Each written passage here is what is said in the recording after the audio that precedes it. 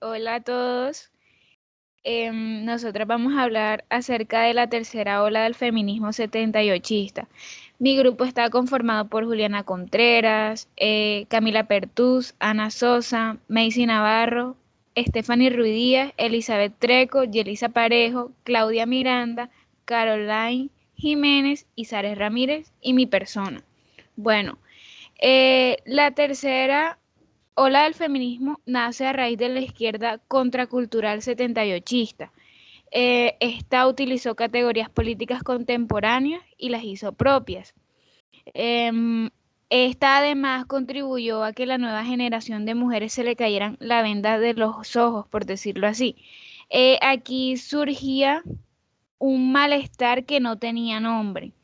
A esto le llamaban las feministas de los 70 un estado emocional de estrechez y desagrado en el mundo en que éstas se encontraban en ese momento.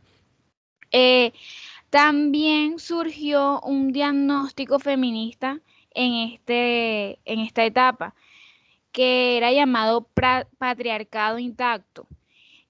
También surge un término llamado patriarcado, que este era considerado un término de orden sociomoral y político que mantenía como tal una jerarquía masculina. Em, en mayo del 68 hubo un cambio de concepciones que fue insuficientemente tematizado. Aquí participaron élites que sustituyeron a las formadas por Victoria Aliada. También se dio un nuevo diseño del Estado, una revolución en la transmisión de saberes, un cambio en las formas de vida. Además apareció un horizonte utópico y valorativo. Y otra cosa era que ponderar estos cambios como tal era algo difícil, ya que es algo que se sigue, por lo que se sigue luchando como tal. Eh, en el feminismo de los 60, perdón, dio fin a la mística de la feminidad, dando cabida a nuevas formas de vida teniendo en cuenta los valores. Aquí surge la constatación donde primero se dieron derechos políticos, como por ejemplo el voto, después se dieron los derechos educativos. Con todo esto aún existía un equilibrio y no había una equidad de las mujeres frente a los varones, lo cual no se podía considerar como legítimo. Y a raíz de esta constatación surge una necesidad de analizar lo que estaba sucediendo y la estructuración de nuevos objetivos a alcanzar en esta lucha. Bueno, a partir de ese análisis que se hizo, la obtención del derecho al voto no supuso un cambio en los esquemas legislativos que eran heredados, por lo que pues aún comprendía el derecho civil y el derecho de la familia. Además, que ese conjunto de normas morales, es decir, los modales, las costumbres, no sufrieron muchos cambios. Y aquí se dijo que, pues, que esta igualdad de derechos era solamente aparente. Por esto, pues, que el feminismo de la tercera ola no bajó la guardia al obtener el derecho al voto, sino que se puso en la tarea de identificar y eliminar esos códigos que aún se encontraban arraigados a esa discriminación hacia la mujer. Ya en la década de los 70, debido a todas estas protestas feministas, en todos los países avanzados se produjeron revisiones y reformas legales eh, que pues permitieron a las mujeres el real uso de su libertad, pues que hasta entonces solo en la imaginación de nosotras se nos concedía. Ya el feminismo también de los 70 no se estancó ahí, pues desde sus inicios se había propuesto destruir el orden normativo heredado. El feminismo se puede decir que estaba borrando barreras o fronteras tradicionales entre lo privado y lo público. Un ejemplo fue llegar a considerar las violaciones conyugales, lo cual cuando se planteó, se propuso, era algo impensable. Ya en los últimos años de la década de los 70 y en los primeros años de los 80, el feminismo logró su trabajo principal en cuanto al terreno legislativo, es decir, en cuanto a las leyes.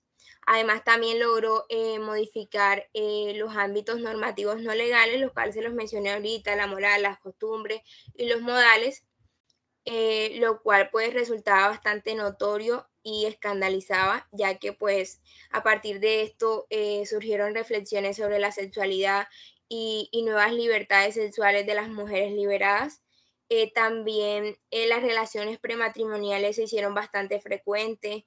Además, cuando las mujeres las realizaban, no se oponían, se oponían, perdón, a sentirse culpables o a sentirse menos que otras por realizar las relaciones prematrimoniales.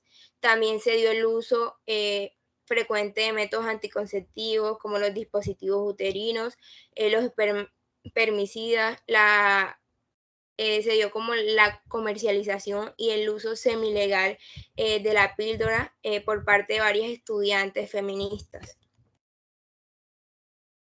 Debido a todo eso, pues la nueva filosofía feminista se estaba formando según el Consejo Kantiano de convertir lo particular en categoría. 4 mujeres, Kate Millett, Firestone, Mitchell y Lonzi, hicieron un minucioso trabajo en recapitular las experiencias y los acontecimientos personales de muchas mujeres y someter estas vivencias a una comparación y un debate estructurando, por así decirlo, los hilos de la opresión común. O sea, vinieron documentando la opresión diaria de la misma sociedad hacia la mujer. En consecuencia de eso, se publicaron 2 grandes obras feministas de la época. Una es La política sexual de Kate Millett y la otra es La dialéctica del sexo de Shulamit Firestone. Estos 2 libros se publicaron originalmente en 1970. A medida que se detallaban también los hilos de la opresión común, se iban abarcando situaciones legales, laborales, medios de comunicación, educación, salud, sexualidad y pareja. Debido también a lo anterior, el libro de El segundo sexo de Beauvoir, publicado 20 años atrás en 1949, cobró mucha relevancia.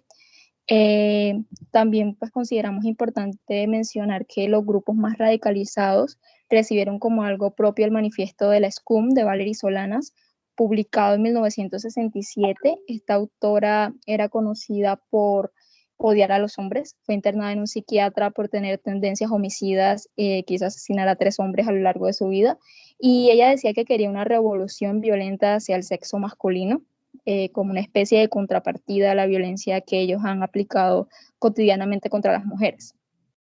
Por otro lado, en general el movimiento era visto desde fuera como una protesta radical e incomprensible, tanto por sus demandas como por su modo de presentarlas. Una pregunta que fue hecha que le fue hecha a muchas mujeres fue: ¿para qué necesitas ser tú feminista?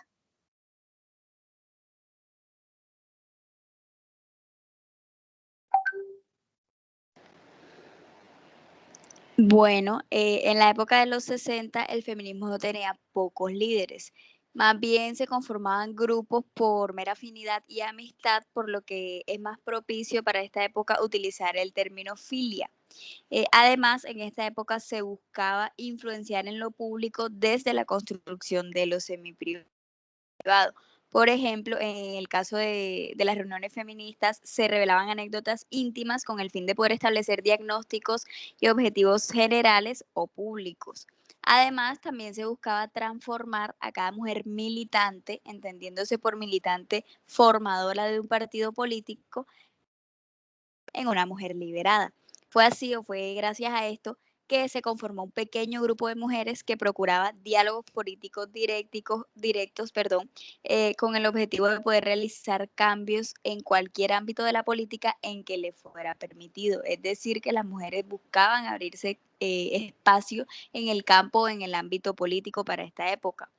También nos encontramos con los años 80, en los cuales el feminismo empieza a capitalizar la política formal, porque pues en distintos países se empezaron a crear organismos específicos para la condición, entre comillas, femenina, a pesar de que aún relacionaban el poder, la autoridad y el prestigio más con lo masculino o con lo varonil, por lo que las primeras reformas que se hicieron, si bien avalaban o permitían a las mujeres en este ámbito, no iban en contra de que lo varonil era lo que estaba relacionado con la autoridad, con el poder y con el prestigio.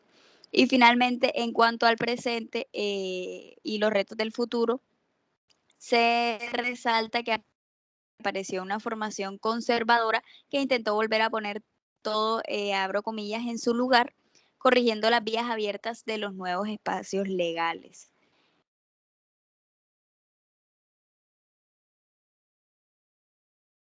Muchas Gracias. gracias. Gracias.